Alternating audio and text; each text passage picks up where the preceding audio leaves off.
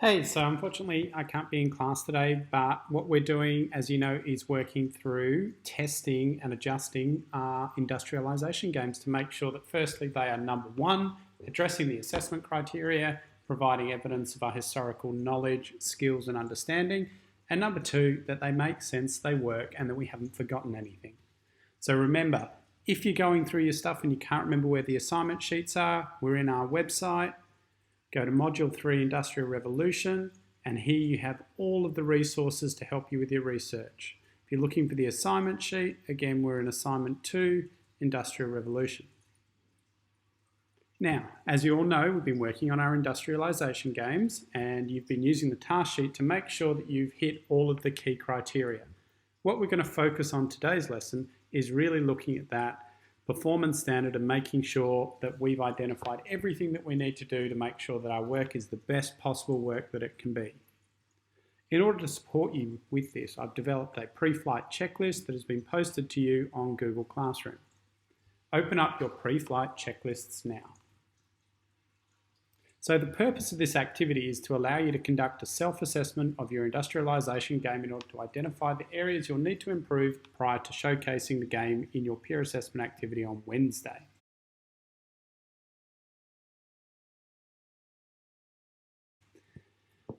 Step 1. In your groups, set up the game ready to play. So the purpose of this is to check that you've not forgotten to bring or complete an aspect of your game that you had planned on. This should take no longer than 5 minutes.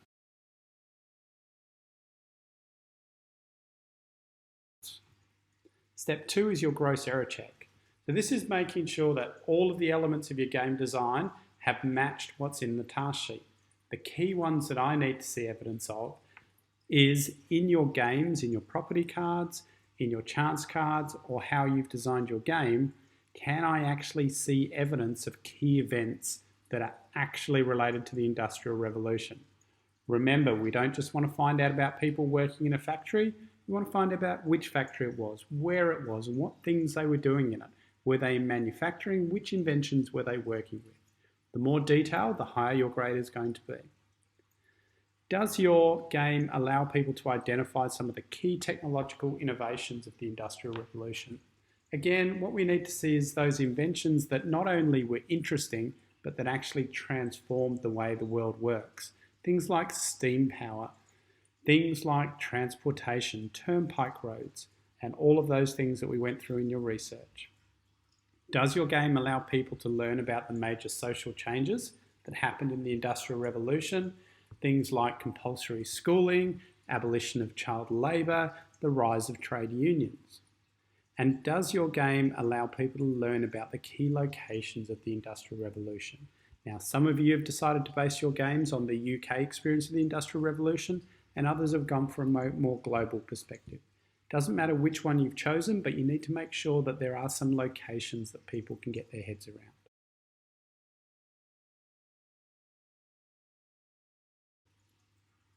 Step 3 is your historical knowledge. So what we're now really looking at is you've got all the elements of the game.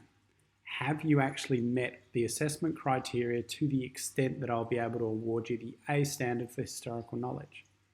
For those of you who are pushing for that higher grade, you need to make sure that your game actually showcases a wide range of events, sociological and technological inventions.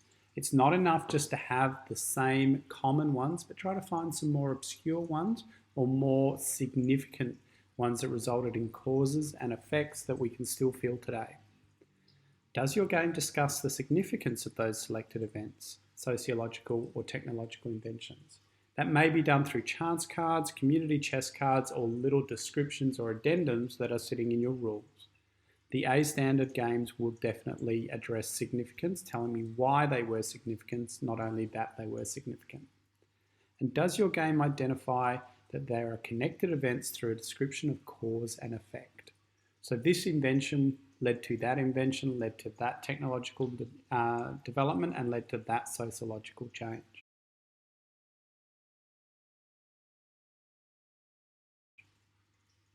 Lastly, we're going to look at historical skills. This is mainly evidenced through your learning journal. The purpose of this is to check that you've designed your game and completed your learning journal to a standard that will enable you to show evidence at the A standard for historical skills. Does your learning journal show how you developed and enhanced your inquiry questions?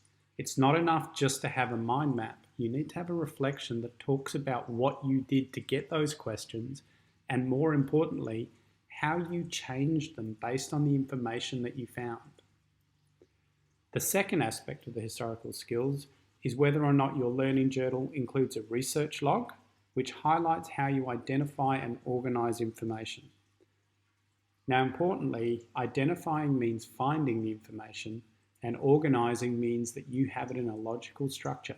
Maybe you've used the Cornell note-taking stuff that we did earlier in the semester, or maybe you've taken it in a research log table like the template I gave you. It doesn't matter which way you've decided to do it, it matters that you have decided to do it.